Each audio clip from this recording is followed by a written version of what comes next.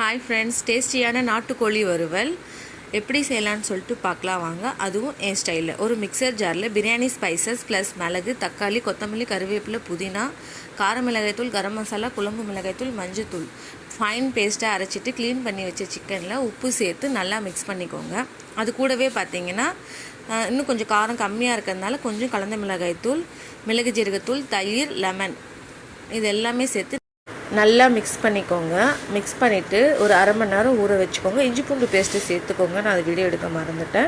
நல்லா அரை மணி நேரம் ஊறின பிறகு எண்ணெய் நல்லா ஒரு கடாயில் காஞ்ச பிறகு இந்த சிக்கனை போட்டு ஹை ஃப்ளேமில் நல்லா ஒரு 10 மினிட்ஸ் மிக்ஸ் பண்ணுங்கள் மூடி போட்டு. அதுக்கப்புறம் சிம்மில் வச்சு 10 மினிட்ஸ் நல்லா குக் பண்ணுங்கள். இந்த மாதிரி சிம்லேயே வச்சு நீங்கள் நல்லா குக் பண்ணிகிட்டே வாங்க. மூடி போட்டு தண்ணி ஊற்ற தேவையில்லை. இந்த எண்ணெயிலேயே நல்லா வதங்கிடும். செம்ம டேஸ்டியான நாட்டுக்கோழி சிக்கன் வறுவல் தயார். இது நீங்கள் ட்ரை பண்ணிவிட்டு கமெண்ட் பண்ணுங்கள்.